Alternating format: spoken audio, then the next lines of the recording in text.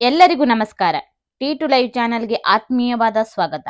ಸ್ನೇಹಿತರೆ, ಈ ವಿಡಿಯೋನ ಕೊನೆ ತನಕ ನೋಡಿ, ಹಾಗೆ ಹೊಸ ವಿಡಿಯೋದ ಅಪ್ಡೇಟ್ಗಾಗಿ ನನ್ನ ಚಾನೆಲ್ ಅನ್ನ ಸಬ್ಸ್ಕ್ರೈಬ್ ಮಾಡಿ ನನಗೆ ಸಪೋರ್ಟ್ ಮಾಡಿ. ಸ್ನೇಹಿತರೆ, ಆಕ್ಷನ್ ಪ್ರಿನ್ಸ್ ಧ್ರುವ ಸರ್ಜಾ ಅಭಿಮಾನಿಗಳಿಗೆ ಮಾರ್ಟಿನ್ ಚಿತ್ರದ ತಂಡ ಗುಡ್ ನ್ಯೂಸ್ ಕೊಟ್ಟಿದೆ. ಇದೇ ಅಕ್ಟೋಬರ್ 11ಕ್ಕೆ ಮಾರ್ಟಿನ್ ಸಿನಿಮಾ ಬಿಡುಗಡೆ ಆಗಲಿದೆ ಎಂದು ಚಿತ್ರತಂಡ ತಿಳಿಸಿದೆ. ಧ್ರುವ ಸರ್ಜಾ ಅಭಿನಯದ 5ನೇ ಚಿತ್ರ ಮಾರ್ಟಿನ್. ಎಪಿ ಅರ್ಜುನ್ ನಿರ್ದೇಶನದ ಮಾರ್ಟಿನ್ 5 ಭಾಷೆಯಲ್ಲಿ ರಿಲೀಸ್ ಆಗಲಿದೆ. ಈ ಮೂಲಕ 2024ರ ಹೈ ವೋಲ್ಟೇಜ್ ಸಿನಿಮಾ ಇದಾಗಲಿದೆ. ಬೆಂಗಳೂರಿನ ಸ್ಟಾರ್ ಹೋಟೆಲ್ ಒಂದರಲ್ಲಿ ಮಾರ್ಟಿನ್ ಸಿನಿಮಾ ಸುದ್ದಿಗೋಷ್ಠಿ ಶುಕ್ರವಾರ ನಡೆಯಿತು. ಈ ವೇಳೆ ಚಿತ್ರತಂಡ ಬಿಗ್ ಅನೌನ್ಸ್ಮೆಂಟ್ ಮಾಡಿದೆ. ಪೊಗರು ಸಿನಿಮಾ ಬಳಿಕ 3 ವರ್ಷಗಳ ನಂತರ ಬೆಳ್ಳಿ ತೆರೆ ಮೇಲೆ ಧ್ರುವ ಸರ್ಜಾ ಮತ್ತೊಂದು ಸಿನಿಮಾ ಬಿಡುಗಡೆಯಾಗಲಿದೆ.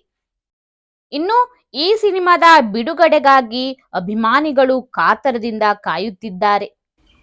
ಇದು ಮಾರ್ಟಿನ್ ಕಥೆಯಾದರೆ, ಇನ್ನು ಉಪೇಂದ್ರ ಅವರ ಯುಐ ಸಿನಿಮಾದ ಹೊಸ ಅಪ್ಡೇಟ್ ಹೀಗಿದೆ.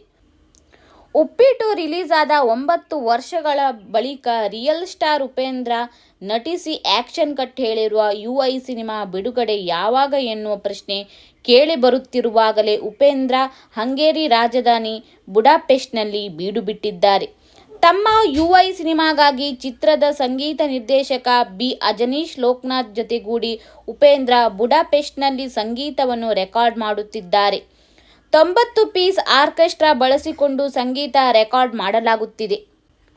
ಯುರೋಪ್ನ ವಿಶ್ವದರ್ಜೆಯ ಬುಡಾಪೆಸ್ಟ್ ಆರ್ಕೆಸ್ಟ್ರಾದೊಂದಿಗೆ ಈ ರೆಕಾರ್ಡಿಂಗ್ ನಡೆಯುತ್ತಿದೆ ಎಂದು ಚಿತ್ರತಂಡ ತಿಳಿಸಿದೆ.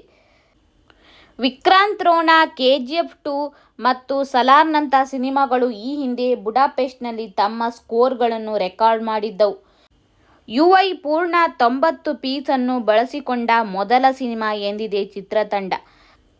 ಲಹರಿ ಫಿಲಮ್ಸ್ ಹಾಗೂ ವೀನಸ್ ಎಂಟರ್ಟೈನರ್ಸ್ ಲಾಂಛನದಲ್ಲಿ ಜಿ ಮನೋಹರ್ ಹಾಗೂ ಕೆಪಿ ಶ್ರೀಕಾಂತ್ ಈ ಚಿತ್ರವನ್ನು ಜಂಟಿಯಾಗಿ ನಿರ್ಮಾಣ ಮಾಡಿದ್ದಾರೆ. ಸ್ನೇಹಿತರೆ, ಈ ವಿಡಿಯೋವನ್ನು ಲೈಕ್ ಮಾಡಿ, ಶೇರ್ ಮಾಡಿ, ಹಾಗೆ ನಿಮ್ಮ ಅನಿಸಿಕೆಗಳನ್ನು ಕಮೆಂಟ್ ಮಾಡಿ. ಇನ್ನೊಂದು ಹೊಸ ವಿಚಾರದೊಂದಿಗೆ ಮತ್ತೆ ಸಿಗುತ್ತೇನೆ. Keep watching. Thank you.